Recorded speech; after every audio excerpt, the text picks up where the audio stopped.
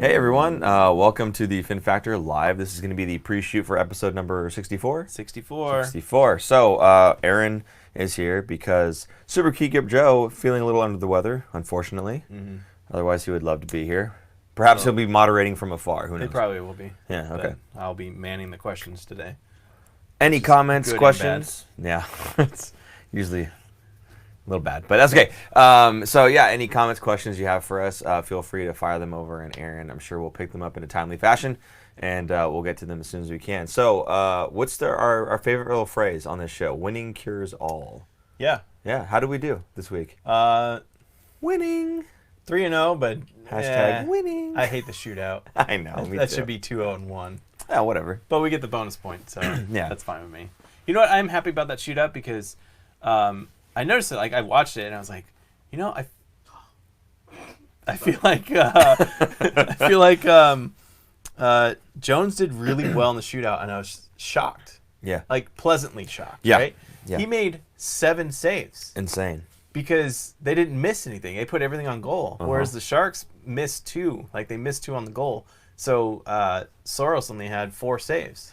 4 on the 7 shots. And, you know, it kind of goes back to, you know, where you've heard us kind of defending Jones and whatnot. And I don't want people to think that this is where I start throwing it in your face, because this is not the Jones that we expect. I was expecting him to let at least one of those in the first 3 rounds. Right. Right. To me, this was him overachieving, and he overachieved at the right point. Right. So I had a long discussion with, not really a discussion, but you know, just kind of a spitting match back and forth or whatever with somebody on Twitter there, and it was just kind of like, you know, he just wanted to prove me wrong so bad. I'm like, nobody wins I know, Twitter battles. I know, and I'm like, I just, you know, at some point I just don't care anymore, and just do your thing, buddy. That's okay. So anyway, we were definitely going back and forth, and this is what I'm talking about with Jones, is that he's a good goaltender, not a great goaltender. In that moment, he was phenomenal, right? But you know, me sitting there saying that, you know, he's good enough, I was still expecting him to get beat in the shootout there, and I was expecting Saros to actually. I had a little more faith in Saros than I did in Jones, but he's not been great. He's a goalie that's come up that was supposed to take over for Pekka Rinne, and the last 2 seasons has stumbled. Kind of like Aaron Dell. Kind of like Aaron Dell. Not that Aaron Dell was expected to be a starter, but they expected him to challenge, and he's just not quite up to the task. Same with Soros. Soros had a lot more potential in the beginning, and more hype. Yeah. And he just hasn't taken the reins with it. So, I mean, he played well. Yeah. I thought he made some great saves. He's a good goalie.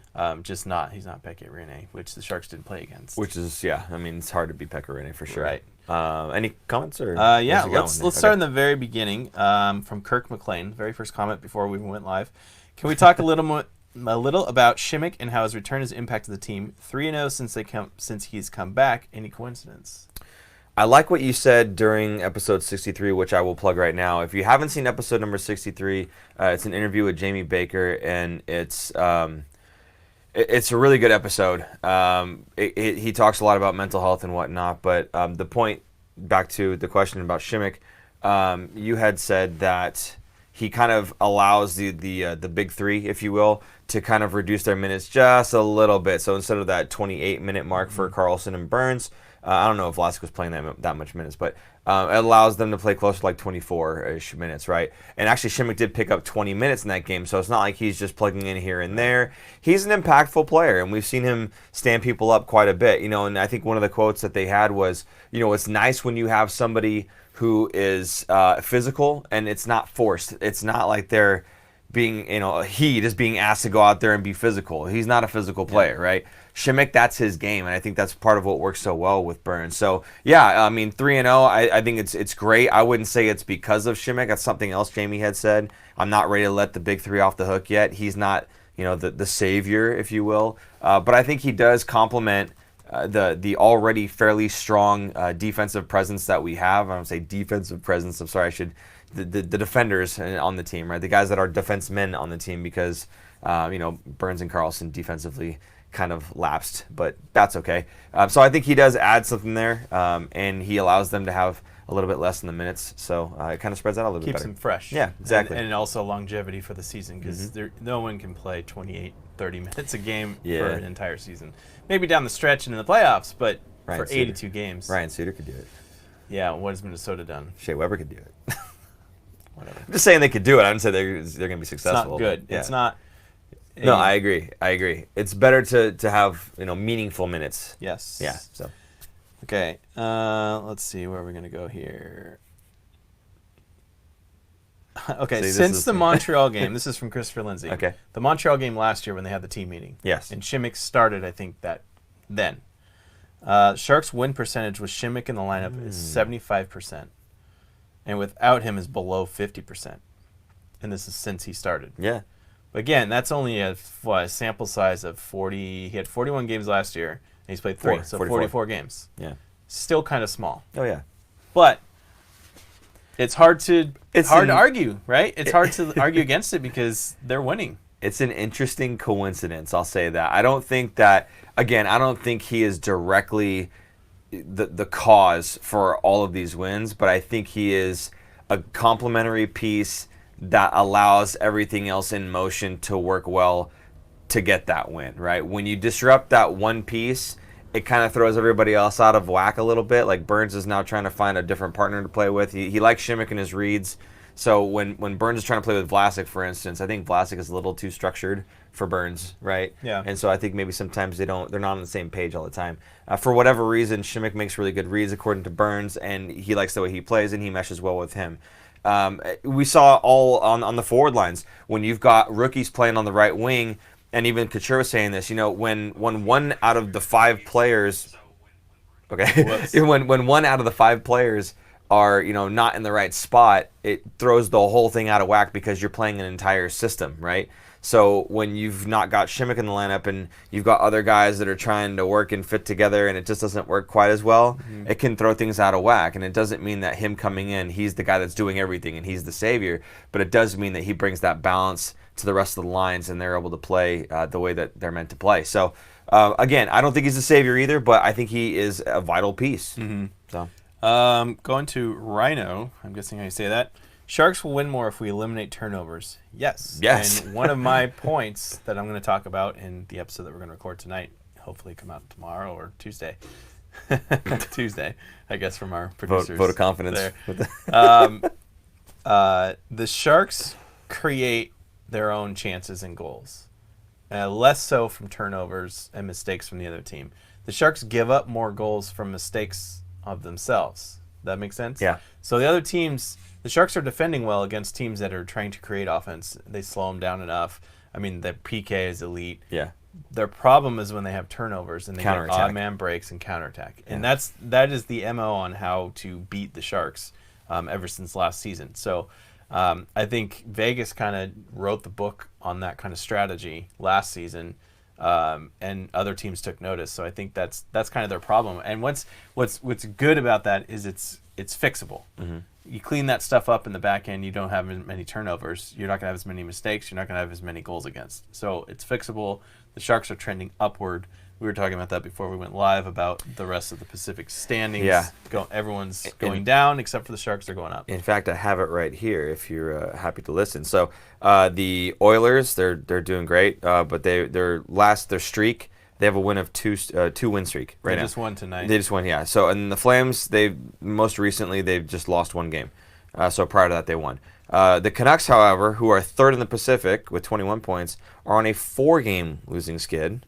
The Golden Knights, also with 21 points, are on a 3-game losing skid. Coyotes, 3 games loss, right? Ducks, again, 3 games in the loss column. And the Sharks, second from the bottom in the Pacific, have a 3-game win streak going. So, looking at the points, yeah, we're pretty far out of it. But when you talk about Pete DeBoer always saying at the end of interviews, I think someone said every time Pete DeBoer says we're trending the right direction or whatever, take a shot.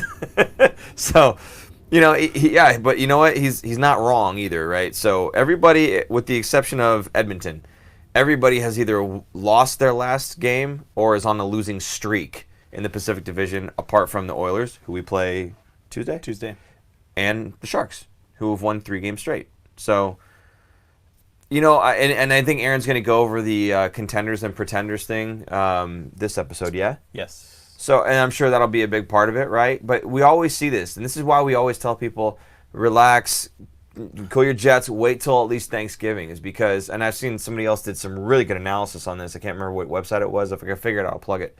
But it's like the difference in points, right? And what? Nothing. Go on. No. Okay. Why am I talking to you? No. Jeez, man. So no, it's the difference. Whatever.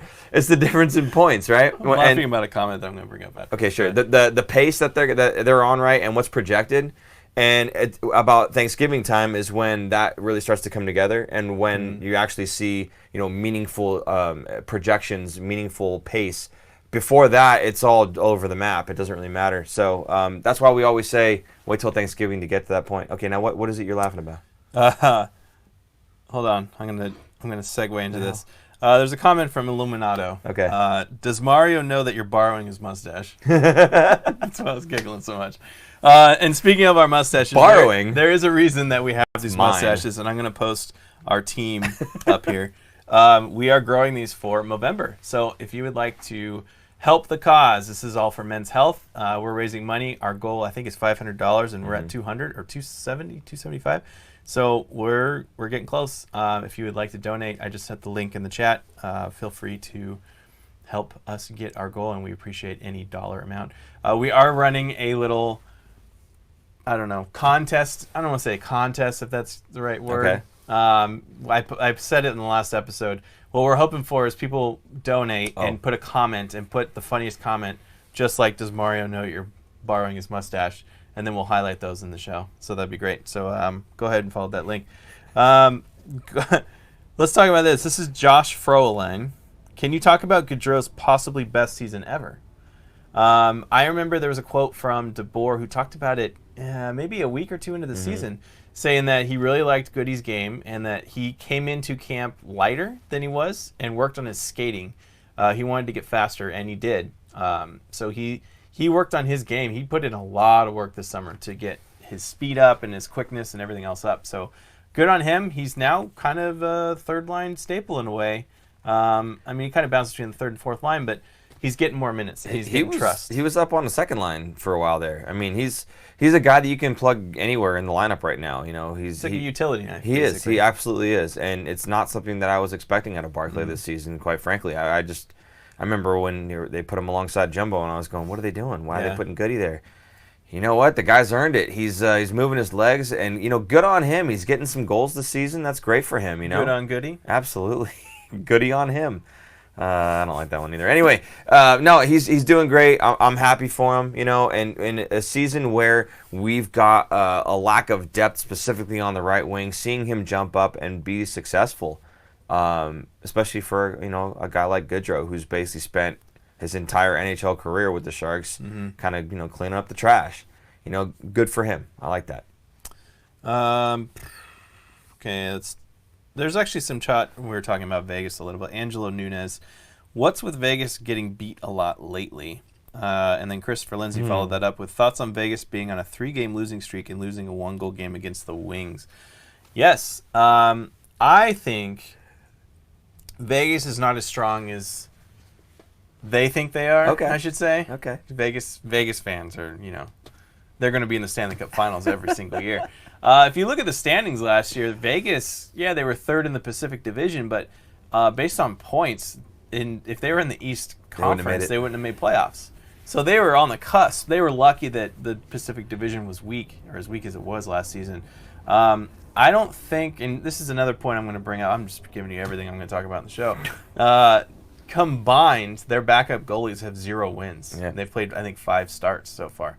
So Marc-Andre Fleury is that team. If he gets hurt, which he gets hurt, I remember his first season with Vegas, he missed 25 games. He was on long-term IR because he got a concussion. He took a knee to the head, like in a collision. So he's one injury away from that team becoming almost, I want to say, a basement dweller, because nobody's going to be as bad as the Kings, but they're going to drop and they'll miss playoffs. Too much rides on him to be successful defensively. Their defensemen are not great. They do what the Sharks probably should do most of the time, when a lot of people are saying is keep it simple, because they are very simple, simpleton defensemen, so they keep it simple on their back end. They just chip the puck out and hope their forwards can get it. So there's kind of like two different builds of a team. the Sharks spent more money on their blue line and their centers, and Vegas spent money on their goalie because they invested a lot into him. They gave him an extension, and their forwards, their wingers, especially Stone, Pacioretty, who's the other winger? Karlsson. All those guys got big. They got big paydays. So it's interesting to see what would be more successful in the long run. Let's say in like 2-3 seasons, where each team will be. Yeah. But anyway, I just don't think Vegas, to me, they beat the Sharks in the first 2 games. The Sharks were not ready to start the season. So you can't really say, okay, this is the Vegas Knights that's going to be crushing every single team every single night. Right. That's not how it works. It's a long season. So anyway, what do you think about Vegas? Do you have any thoughts?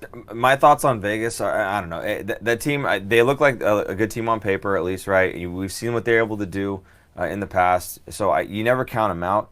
At the same time, there's nobody that really scares me when the Sharks play to their potential. So I'm not really concerned with Vegas. In terms of why have they been losing, quite frankly, don't care. I just like that they've been losing. I'm happy with that. So, and I like the stat there. If they're playing a backup, it's a loss so far this season. That really tells you how much this team relies on Marc-Andre Fleury. It really, really does. So, yeah, I don't really have any thoughts on their season. Quite frankly, just I don't care. But, I'm happy to see them picking up losses. On a very personal level, I'm happy to see them picking up losses. That's what I mean. Go ahead. Where am I going to go here? All right, I'm going to jump to Karlsson. There's a lot of chatter about Karlsson. Okay. Not Melker. Oh, no? No. I was going to say Melker's back. It's great. It's good to see him back. Yeah. Another Karlsson. Absolutely. No, he brings a lot to the PK. Yeah. But we're not talking about that Karlsson, I think. So which one do you want to talk about? The $11 million Karlsson? Oh, okay. Yeah, that's the one. Yeah. A lot of people is he playing up to his contract? No. That's take the contract out of it, right? Yeah. Everyone these days, you know how much players make. You didn't know 20 years ago. Yeah. You had no idea.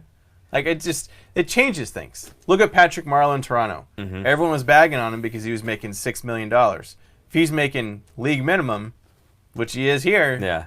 Oh, he's fantastic, right? Now he's playing above his contract. That's true. Yeah. Does that matter? Yeah.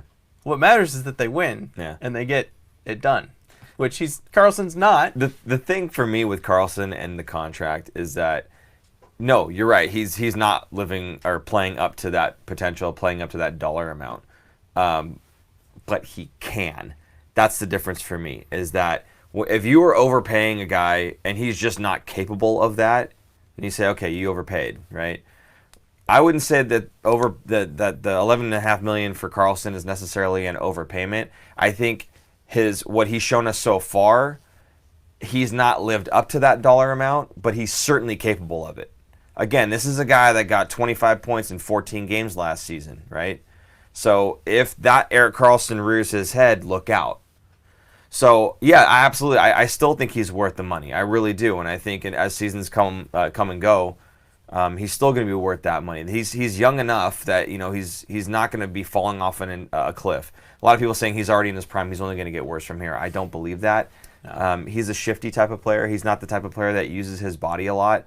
Yes, he gets hit, but everybody does. But he's not out there throwing the body all the time and banging himself up by making those big hits or anything. So as long as he is still capable of skating the way that he does, there's no reason to think that he's going to deteriorate that much over the course of his contract. So I'm okay with it. I know a lot of people don't like it, and a lot of people are going, well, he needs to be better than this. Yes, he does need to be better than that, but he's capable of being better than that. So I wouldn't call it an overpayment. I would say he's just underachieving. That's all. Anyway. I know there's a lot of people I saw on Twitter that were upset because they felt like the reason Pavelski is not here is because Karlsson was signed, right? I'm going to dig into something a little bit. But that's kind of accurate. Right. So it was just kind of a rumor thing, and I gotta double check it, so I don't really talk about it yet. Okay. I don't think Pavelski was staying. I'll just say in the short way, he wasn't staying regardless if Karlsson was going to be signed or not. And I'll have some proof to go over. Well, it was term more than money. Right. He wanted 3 years. Wilson was only willing to give him 2. The exact same thing that happened with Marleau. Marleau wanted 3 years. Wilson was willing to give him 2. And that turned out to be the right gamble because Marleau went for 2 years in Toronto. They had to buy him out, and then he came back for league minimum. So, right. That worked out. Now, if you're going to tell me you would rather have a 38-year-old Pavelski by the end of his contract in 3 years, right, with no Karlsson, and then in 3 years you've got, how old is he now? 29, I think. I think Karlsson's 29. So that puts him at, 32 in 3 years. And you still got like 5 years left of a contract. Again, he's the type of player I think he's going to be fine skating-wise past the age of 32. So I think that makes more sense to me is going with that guy who's going to help everybody on your team playing from the blue line. And, he'll still have 5 years on his contract, and he'll be able to play out those 5 years. You have Joe Pavelski at the age of 38. I don't think he can take much more than that. But what we talk about alumni that come back and move back to the area, even if they're off the team. Like Dan Boyle lives here. He didn't finish his career with the Sharks. Yeah. Mark Smith ended up coming back. He was down in Peru, I think, for a while, and then came back. Like there's people that come back. Joe Pavelski will not be one of those people. He won't be coming back to San Jose. Really? No. It's just that's the thing, like he was going to be gone. I think in his mind he was already gone. So I don't think it would have mattered. Thank you, Christopher Lindsay, for $5. Ooh, thank you. The biggest thing is people seem to forget that he had surgery this offseason, was not able to train like he normally would. He keeps improving. Karlsson. Okay, yeah, that's fair. I think you're correct. I think he was healthy, but he wasn't normally, just like Joe Thornton, right? Joe Thornton went through 2 knee surgeries in 2 different summers. He wasn't able to do his normal training. He didn't start off the season hot. I mean, granted, it's a different kind of surgery and different kind of injury, but same thing, though. Like when you don't get into that rhythm, you don't get into that what do you call it? Scheduling and regiment of your summer where you're ready to go by training camp. Yeah, Karlsson was not ready. Yeah. So he's getting better. Yeah. Basically, the month of October was like everyone's training camp for the team because they just were not there. Yeah. They weren't there. So and now they're looking better. They're still not quite their potential, but it's beginning to look more like a well-oiled machine. And I actually have a good quote for Vlasic for the show tomorrow about how he's talking about how they came together as a group and was like, enough is enough. Let's get together and we're going to play the system. The system works once we all buy into it. And without, that's not his words exactly, but it's funny that the players had to come together and say, let's play the system. Right? Because that's all they're teaching them is the system. I think every single season Pete DeBoer's been here, they've had a slow start. Yeah. And then all of a sudden crush it. Okay. The year they went to the Stanley Cup Finals in 15-16, in January they were out of the playoffs in the standings. Came back, gelled together as a team, came back. Last season, they had the horrendous losing streak once Simek went out. Right. But they went all the way, they ended up being third. Like, they got all the way to the conference finals and lost to St. Louis. Yeah. So, I'm still, like, people are still kind of a little panicked and worried that they don't think they're going to make playoffs. I still think they're going to make playoffs. Again, it's way too early for me still to be talking about whether or not this team is capable of making the playoffs or whether or not they're going to. Yes, we're sitting second in the bottom in the Pacific, but again, give it at least till Thanksgiving to get a better idea. Take a look at the way that teams are streaking, right? We're kind of streaking upwards or trending upwards, and everyone else, literally everyone except for the Oilers, we just went through the numbers. It's either they had their last game was a loss or they're on a losing streak. So I don't know, again, that I'm putting too much worry or too much concern into where they're currently sitting. Again, around that Thanksgiving time frame, it gives you a better idea. But even then, I mean, there's months of hockey to go. Any of these teams can get one injury. If Connor McDavid gets injured, do you think Edmonton's going to sit on top of the standings? No. If Giordano gets injured, do you think Calgary's going to stay up there? Yes. Okay, that's good. Can they sustain any other, like a Goodrow or something like that, right? But anything can happen with any of these other teams. Maybe just like the Sharks have really good personnel on paper. Maybe one of these other teams, all of a sudden the system doesn't work out so well for them, and then they start gripping their sticks too tight and forgetting to go back to working on the system, and then they're in a losing streak too, right? They're in a rut. So you just never know. We started off the season bad. We started off the last season bad, like Aaron just said too. But, there's a lot of hockey to play, and there's a lot of things that can happen. other teams aren't always going to be on the same pace, the same trajectory, just like the Sharks when we're not on the same pace, same trajectory. We just won 3 straight. Right. Yeah, against teams that maybe weren't so great, save Nashville. But, you're not. That's just how you just talked about Ottawa and who they beat. Who the teams that Ottawa beat? You told me just now. It was us and then Tampa Bay. Tampa Bay. I wanted to check the standings. Ottawa has absolutely no business beating Tampa Bay. I mean, Tampa Bay's not that high in the standings, but don't tell me they're not that great of a team. They're a great team. So, I don't know. Ottawa now has 6 wins. One of them against the Sharks and one of them against... 6 wins, though, for a team. They're actually ahead of Detroit in the standings because they played less games. Okay. So they're not the worst team in the league like everyone thought they would be. In fact, you know who's almost worse? They're 1 point better right now? New Jersey. Everyone had New Jersey making playoffs with all the additions that they had. Nope. Not having. Minnesota's worse. Or, I'm sorry, same amount of points. Minnesota, which they're bad. Yeah. But LA's at the bottom. But LA's at the bottom. But I guess my point is, again, like, this playoffs don't start tomorrow, guys, right? So, again, there's a whole lot of season to be played. I wouldn't get your blood pressure up too high based on where the standings are in, like, early mid-November, right? Give it some more time. Just relax, essentially. But that's kind of the way I look at it right now. I'm not super panicked. Aaron's not super panicked. Bakes thought that we looked panicked though. He's like, you look panicked. But he said he was kidding too, so no big deal. But anyway, it was just funny. Got any other questions? He wasn't panicked, right? Him? No. We asked him in our episode, and he was not panicked. No. One of my favorite parts of that episode, by the way, is when we start talking about. I was asking him about goaltending. Do you think that it's goaltending? Do you think that it's defense? And he said that he's not going to answer that question, which I thought was a cop out at first. But he was like, I want to fix a bunch of other things first, then see where we're at with the goaltending, which tells me that goaltending isn't the first thing on his mind. Right. There are lots of other little pieces that are on his mind first.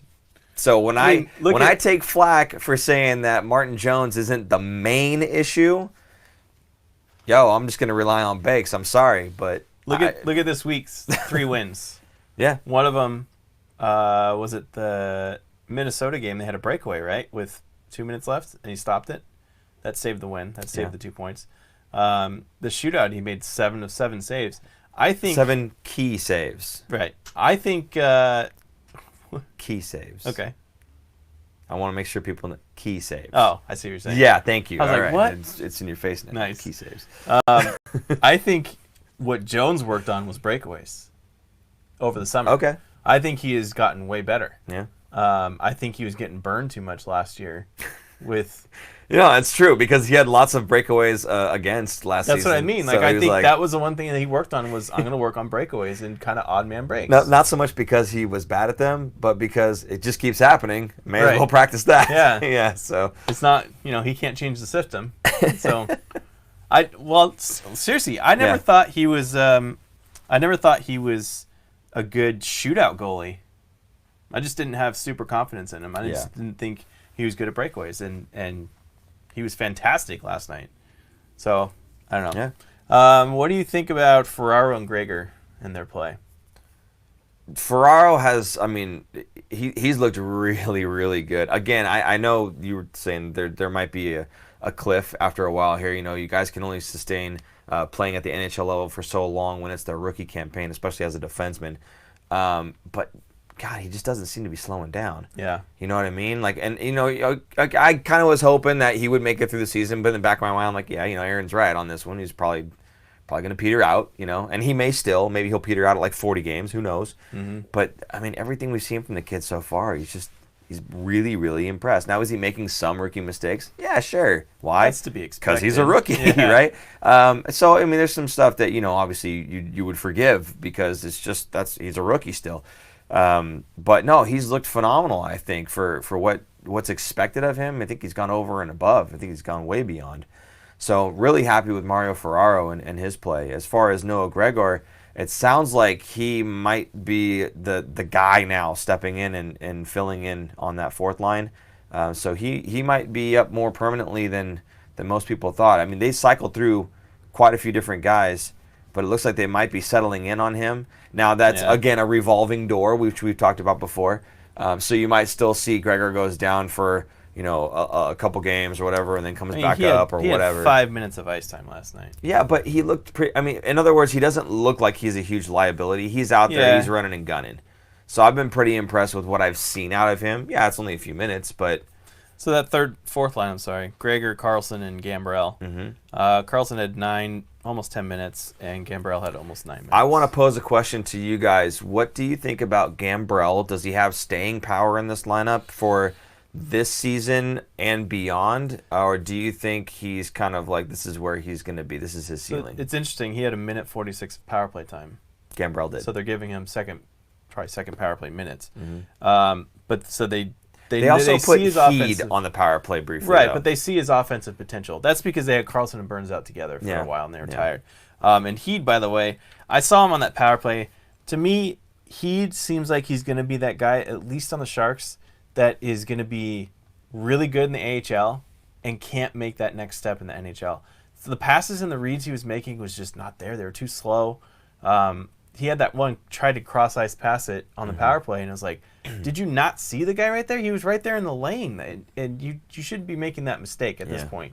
So to me, I was like, I was not happy with Heed. I thought, oh man, he's going to get benched for that. Like, he's not even going to get any more playing time. But he had 14 minutes last night. Wow, that's a lot of minutes for him. More than I thought. 13:25. And how much on the power play? 42 seconds for that one shift. I would trade him. Yeah. Well, I would trade him. Again, not I think because they're going to wait until the deadline. Not because he's bad, just because he needs a fresh start. Yeah, he needs a fresh start. He needs a new change. He needs to change scenery. He just needs a new team. All right, you're still talking about Jones. Sorry, I'm catching up here. That's okay. I preferred last night's game over the Wild one. That was giving me an ulcer. I agree. I was watching that game as well, and was like, "Oh, here we go. Oh no. Oh, this is bad. Man, our show is going to be awful because everyone's just going to be dumping on him." Not to be too, selfish about it, I guess, but it was just like, "Oh gosh, here we go." So we deserve a good show now. Come on. Was it not entertaining? Were you not entertained? Were you not entertained? No, it was. It was. Like, you forget that, people take it so personally because they get so wrapped up in being a fanatic, but it's entertainment. The NHL is an entertainment business. The Sharks are an entertainment team. They are entertaining. Yeah, it gives you an ulcer, but did you change the channel? No. Nope. It's entertaining. It was great. Yeah. So it was exciting to be there, too. I'm sure the people that were there were like, same thing, like, oh gosh, here we go. Like, I can't imagine. It wouldn't be sport if you didn't have like really high highs and really low lows, right? I mean, that's the whole thing about being a fan, is that you're just emotionally charged and involved, right? So yeah, when your team's not playing well, or you have a good lead and all of a sudden that lead's evaporating, you're invested, right? You're like emotionally invested. So no, I thought it was a very fun game. Very nerve-wracking, of course, but yeah, it was, hey, pick up the W. I'm happy with it. So moving right along from that. Me? Yeah, moving right along from that.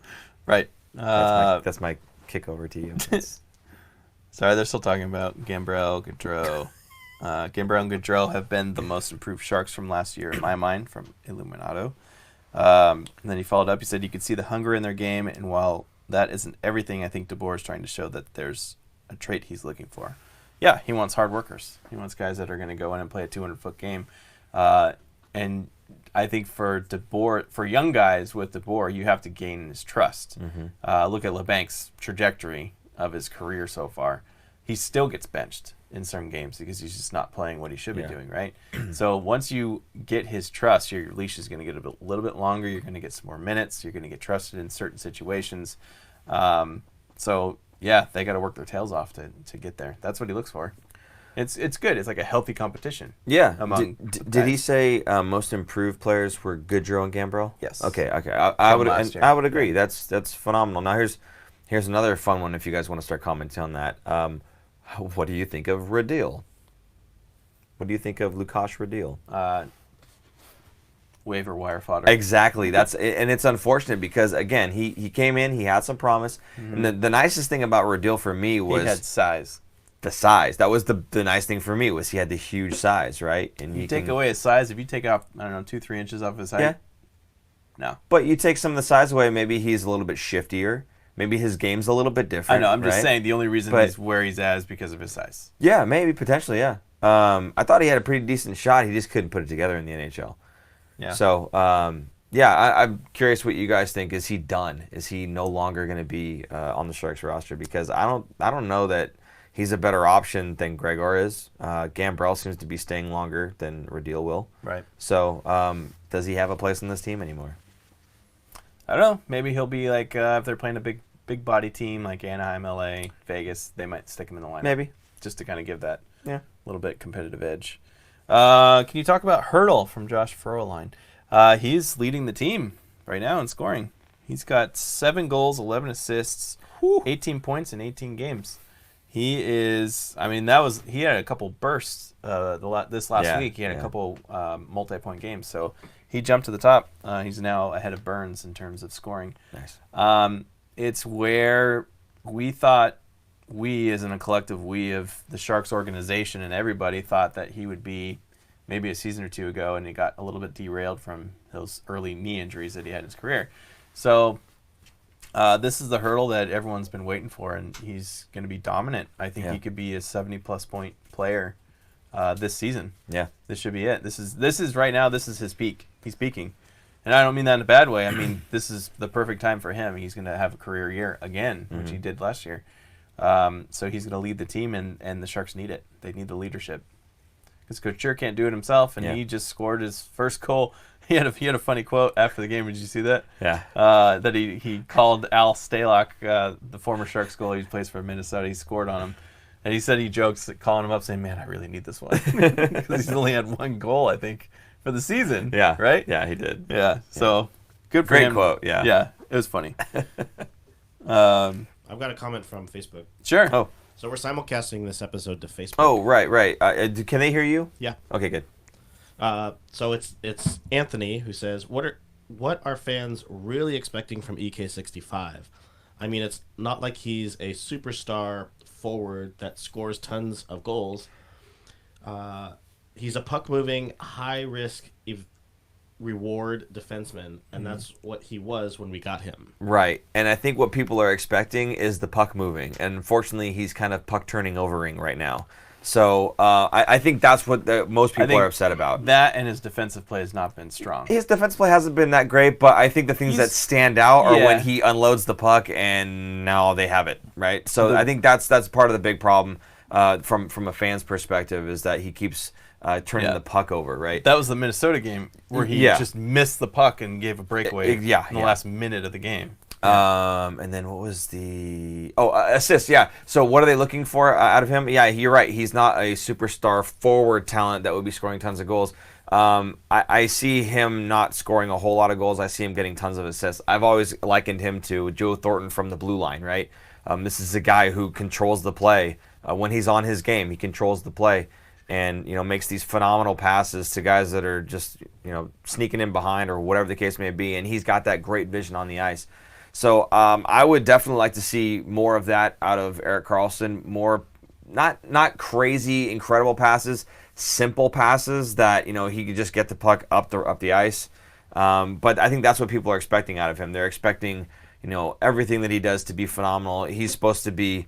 I think some of them think that he's supposed to be getting all kinds of goals, and that's not really his game. Burns is more like the goal scorer. Karlsson's more of the assist guy. So people have seen his highlight reels when he was in Ottawa. Yeah, that's true. When he was in Ottawa, he was the guy. Yeah, there was nobody else. He had to be. Right. Yeah. So it's a different when you're the guy and you have to be like that. Look at a great example of Chicago last year.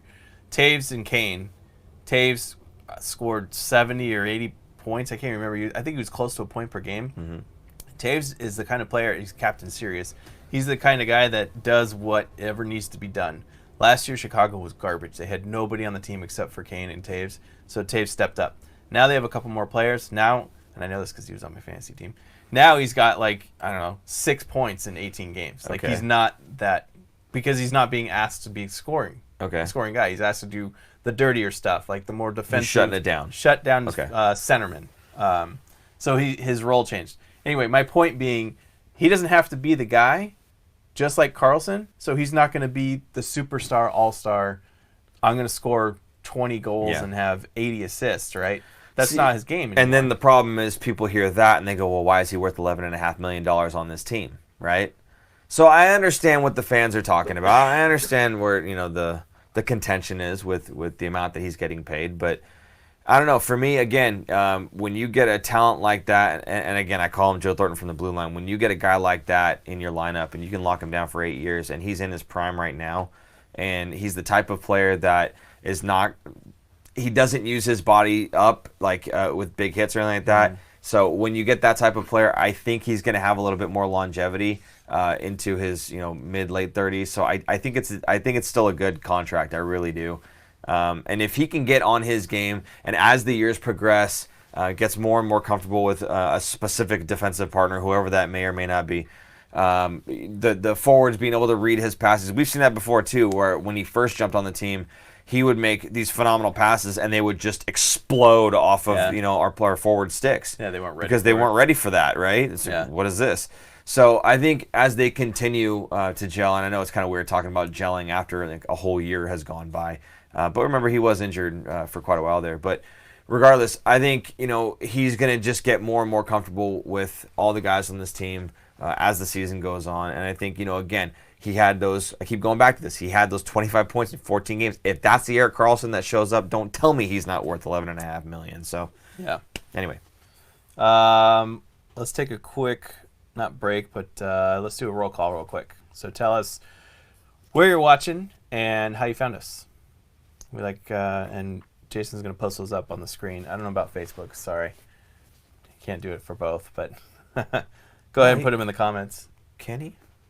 I don't think you could pull over the Facebook. Oh, okay. So, sorry, Facebook people, but thanks for joining us. There's some people earlier. I can't find the exact question, but I've seen this a couple times too. Making Karlsson a winger, because the Sharks are short on wingers and not short on defensemen necessarily. Doesn't work that way. We've talked about this before. Doesn't work that way. You can't just. Like Burns used to play winger. Yeah. You can't just put him in at the wing. Right. He's not physically built because he trained all summer to be a defenseman where you're skating heavier minutes. It's different. It's a different kind of skating and a different kind of minutes, I guess. And I'll agree with you 100% on that. At the same time, I will say, if you haven't tried it, you can't just say don't knock it that it doesn't work because maybe it does, and we just don't know because we never tried it. But I'm with them on this one. You don't just take a guy who's supremely talented on the blue line and say, well, let's just play him as a forward. That's his game. He's been a defenseman like pretty much, all his life, I'm sure. Mm-hmm. I don't know, when he was playing in. I'm sure when he was little, he was probably as a forward, yeah. But on teams that matter, right? He's always played as a defenseman. I don't think you just take him and say, okay, you're a forward now. That's how he's cut his teeth in this league. That's how he's been successful in getting his Norris trophies and whatnot, and that's what he knows. I think you're gonna try to put him as a forward. He's not gonna know what he's doing as a winger. So, I don't know. I don't see that happening. I know Burnsy did it, and I get that, but I just don't see that happening at all. Yeah. I think it's beating a dead horse at this point. Nice. What? Another Mario comment or me? No, I thought you were beating it. I saw it in the corner of my eye. What about Prout when Prout comes back? Let's talk about that. I think he's going to get scratched. Oh, yeah. He can't get sent down. Is he on a one-way contract, right? I think he's on a one-way, Yeah, so he can't get sent down to Barracuda. Edgar, hold on real quick. Edgar Veloz, thanks for the $2. Oh, thank you. From Anaheim, watching from Louisville, Kentucky. Welcome. Nice. Go ahead. Very cool. Your thoughts on Prout. When Prout comes back. So I take a look at the defense partners that we have right now, right? So if you put Burns with Simek, that's a high offensive player with a solid defensive player. If you play Vlasic with Karlsson or even Dylan with Karlsson, again, that's a highly skilled offensive player with a solid defensive player to a very, very solid defensive player, one way or the other. Then you've got Dylan, and if he's in the lineup, then you've got a guy who can play fairly well offensively, but he makes those mistakes with another guy who's pretty good defensively. If you throw Prout in there, my God. That's a big boy. Listen, I've gone to several practices. This is a huge, towering human being. Like, this is like, it's like they took Sasquatch, they shaved him down and taught him to skate. This guy is big. So I could definitely see Prout and like Dylan pairing up and just doing damage. He's 6'3", 222 pounds. He's a big dude. Like height-wise, 6'3", maybe it doesn't sound. He's a huge dude. 222's hefty, man.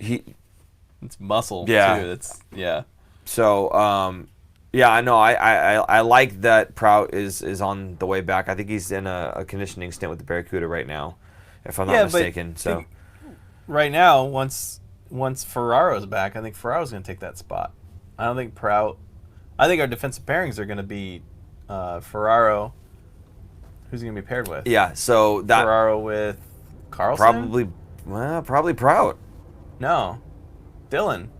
Well, okay. And then you have Karlsson, Vlasic, and Simek and Burns. Well, that's true. There's no room for Prout. That's true.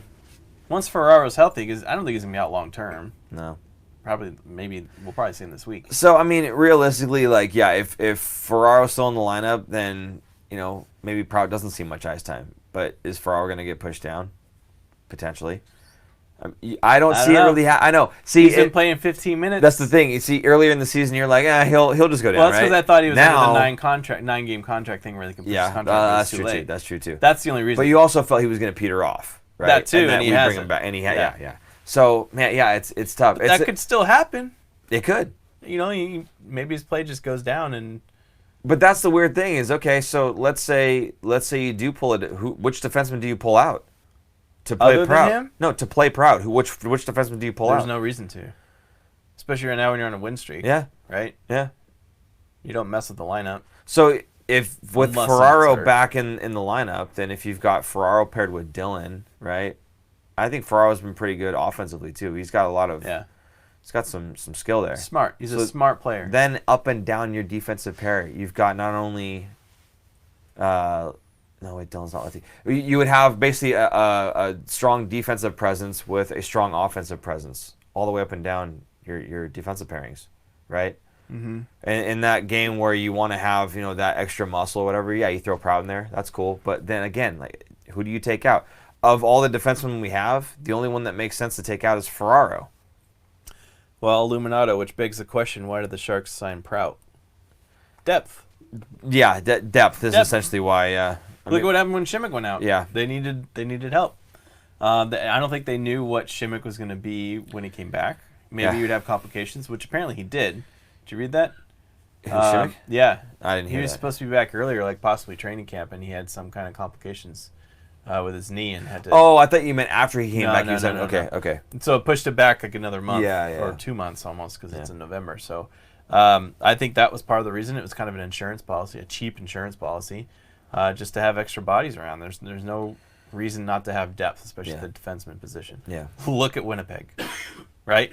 Winnipeg is down their top 4 defensemen. Yeah.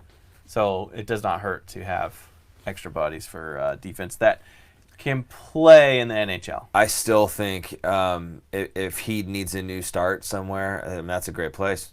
Right, because he'll get minutes. Right. Like Winnipeg needs D, yes, but he'll get minutes in Winnipeg. I think it'd be great for his career to go somewhere that they are just depleted, and it seems like Winnipeg is a good fit for that. So you might not get a whole heck of a lot back for Tim Heed, but I think it'd be great for Tim and his career.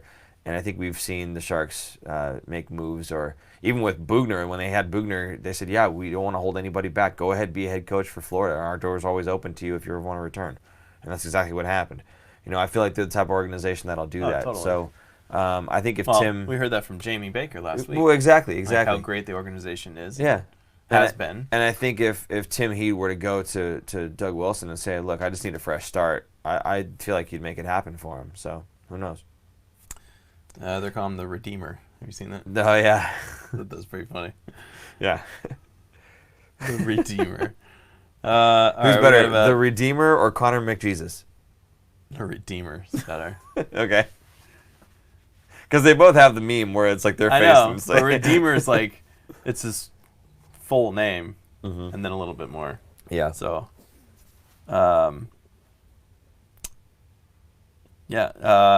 Angela Nunez said trade Carrick, Heed, and Dillon for, is it Kale McCarr? No. That won't work. They wouldn't do that. Yeah, they wouldn't do it. Yeah, they wouldn't do it. No. I mean, I would do it. I would trade, but they won't do it. Yeah. Yep. All right. Anyways, what else should we talk about? There's just some chatter in here. Not real questions, so we'll go for another like 5 minutes or so. We'll take a couple more questions. Yeah. I'll plug our merch. See, here he goes. Easy. I'll do that. Go ahead. We got shirts for sale. If you like doing Super Chat, you can also get a little something for yourself. That also helps the show. So I have this gray shirt over my shoulder here. This shirt comes in gray, black, and teal. We also have hats, which I don't know if you have yours around. Mine's in the backpack, actually. Yeah. So. And we have a women's deep V cut with the logo on it. And we have stickers. And you see the sticker? That's on my water bottle. It's great for water bottles and computers, I guess. There we go. Help support the show.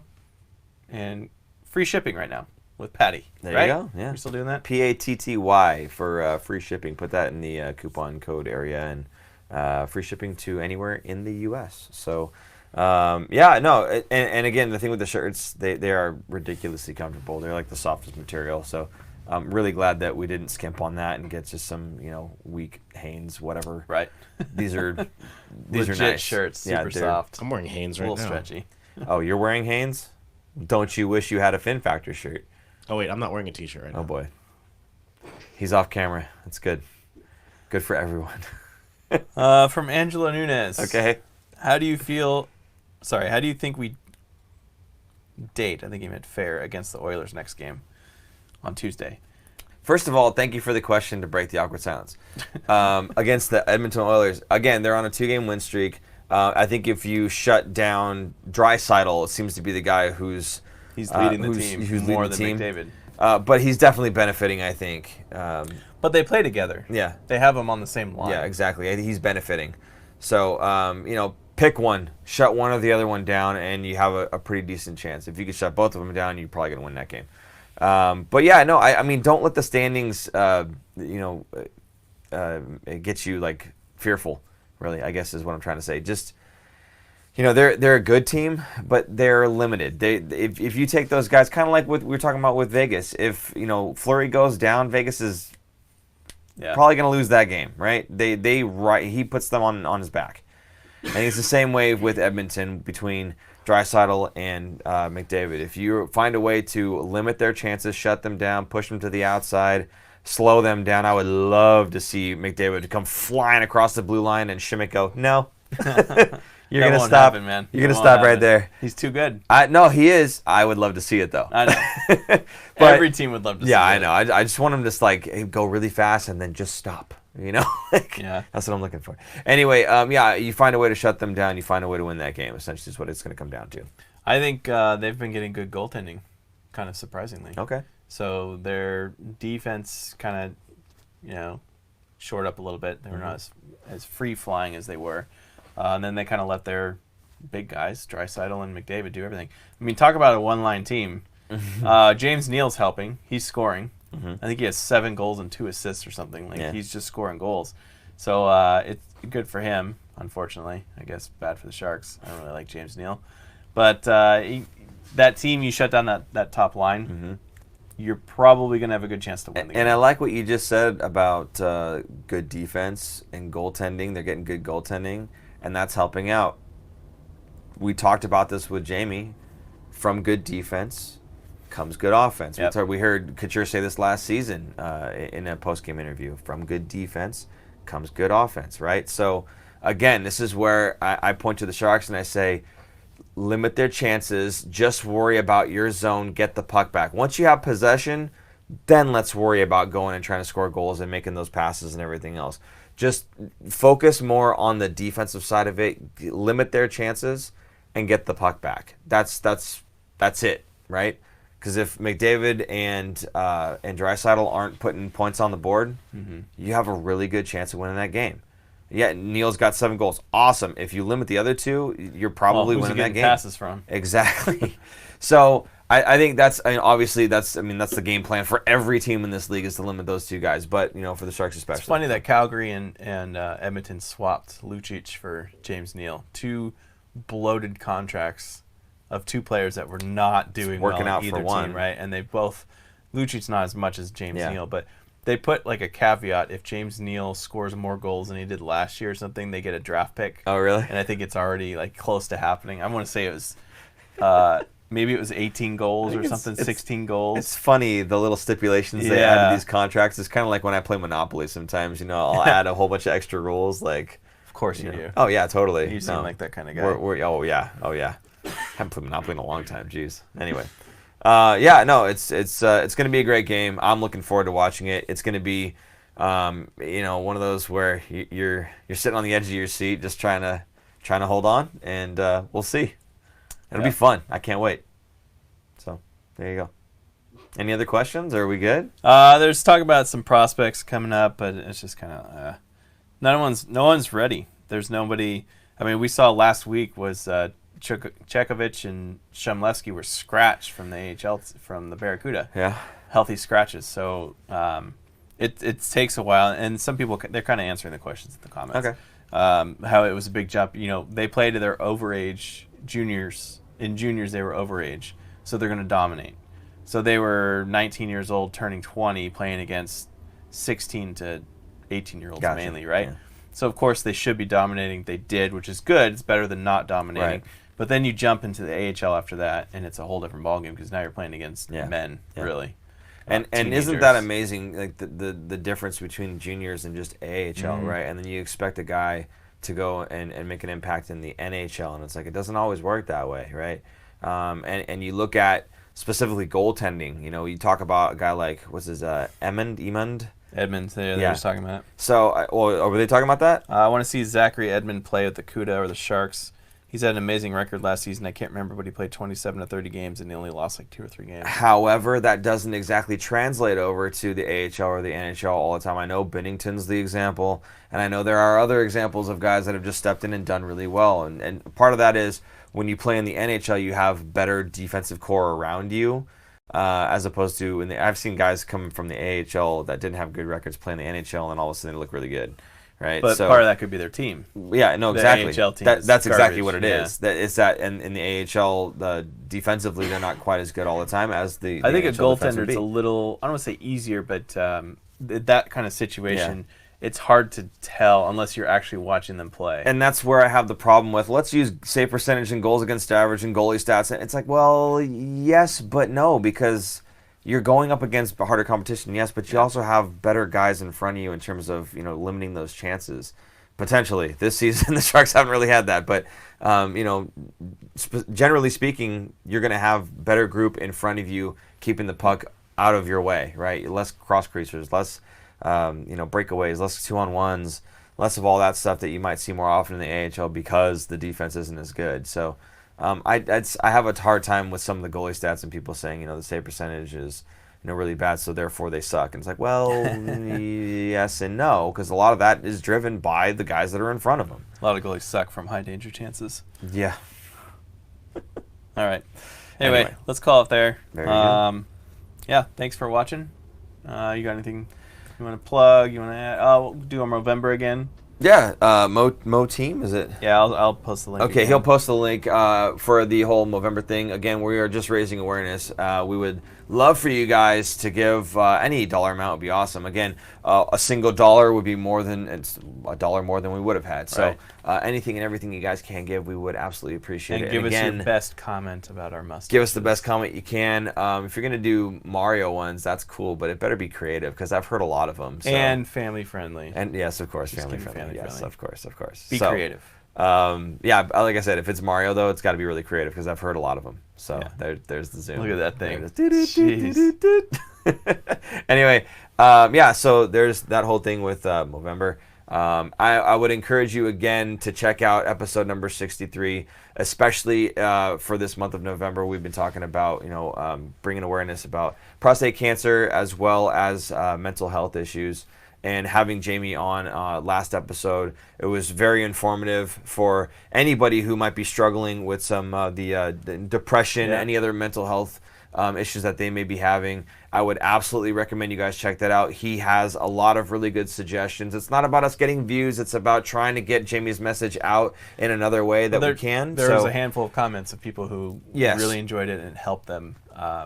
Help them specifically with the issues that they're dealing with. So if you're dealing with something and you're looking for, some help and whatnot, I mean, obviously go get help, but check out episode 63. Jamie's there. He has a lot of things that he talks about that worked for him, and it might help you kind of get down the right path. So if you're struggling, I encourage you to give that a look. Cool? Good. Okay, so that will be the end of our live stream here. First time that we've done simulcast with Facebook. I hope you guys enjoyed that, the guys that are watching on Facebook. We apologize that we can't get your comments up on the screen. I don't know if there's a way we can fix that or change that or whatever else it is. We'll figure it out. But if we can, we'll figure it out. If we can't, well, we're just happy to have you. So thanks for tuning in. And with all that said, for Super Producer Jason, I'm Paul. And I'm Aaron. And we will see you later this week. Maybe tomorrow. Probably not tomorrow. Probably Tuesday. All right. Thanks, guys. Bye-bye. Bye.